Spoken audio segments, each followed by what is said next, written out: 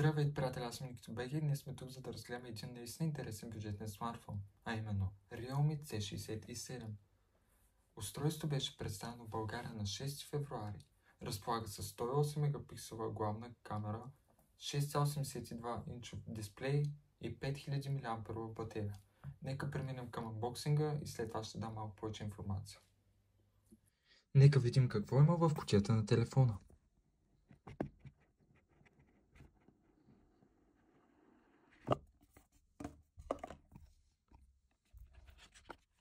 Първо виждаме някаква кутийка. Има пин. Има и кълъп, това е добре.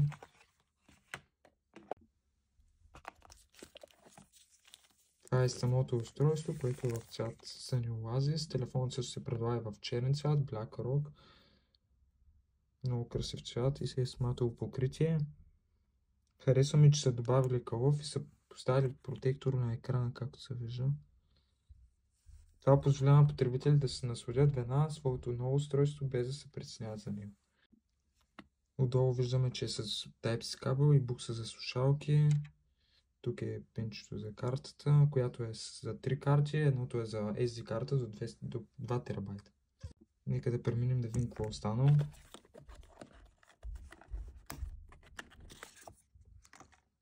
Виждаме зарядното, което е 33 ватово.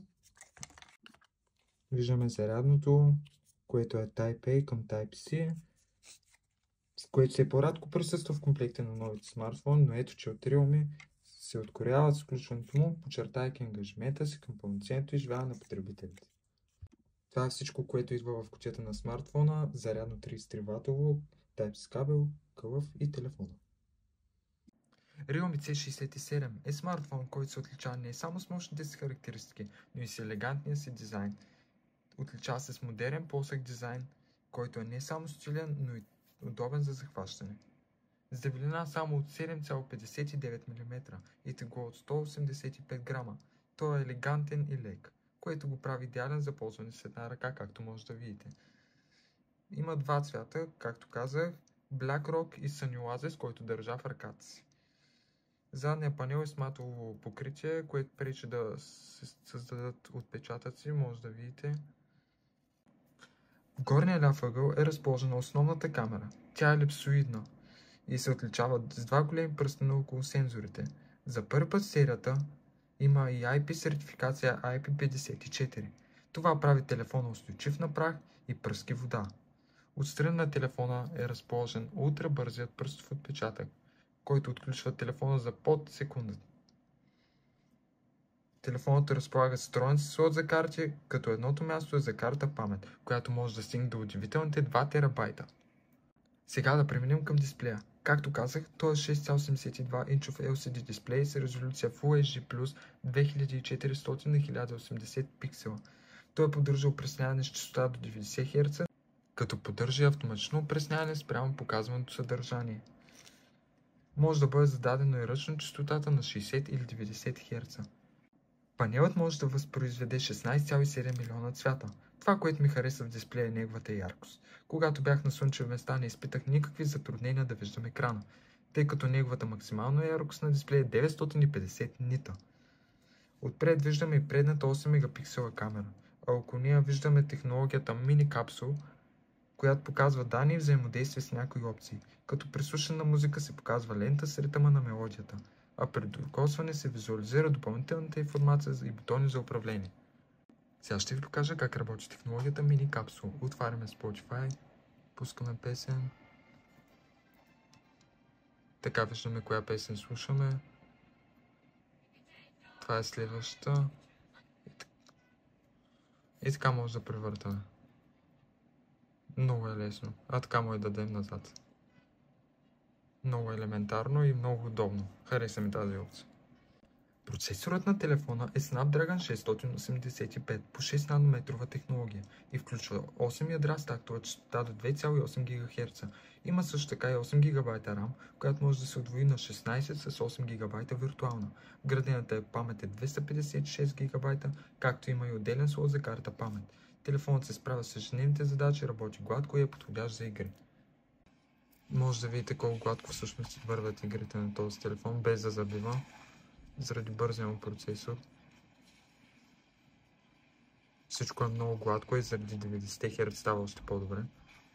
Много е приятно.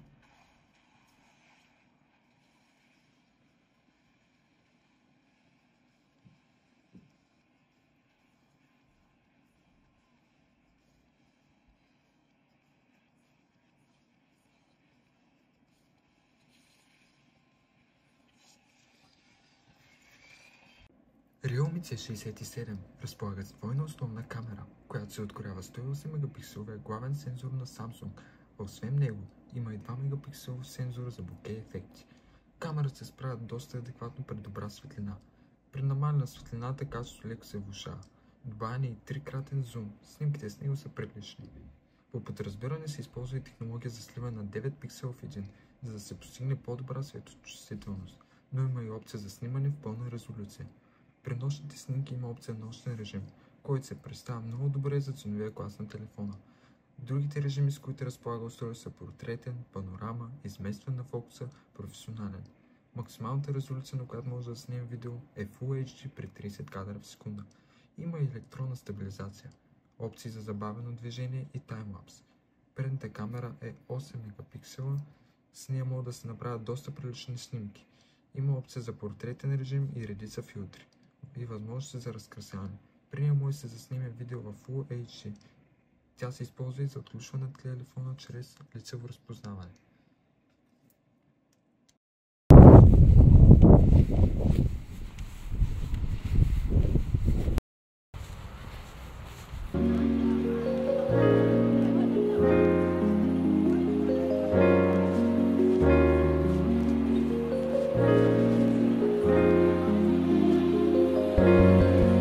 Въпреки тънкия си профил, Realme C67 идва с батерия с капацитет 5000 мАh. Поддържа се и бързо зареждане до мощност 33 W, а в комплектата идва и съответното зарядно. По данни на компанията за 26 минути получавате 50% заряд. Добавен е и режим за ултрапестене на енергия в критични ситуации. Новост е използването на алгоритъм за оптимално зареждане, което би трябвало да запази капацитета на батерията за по-продължително време. Като за финал мога да кажа, че устройството за цената си предлага много екстри.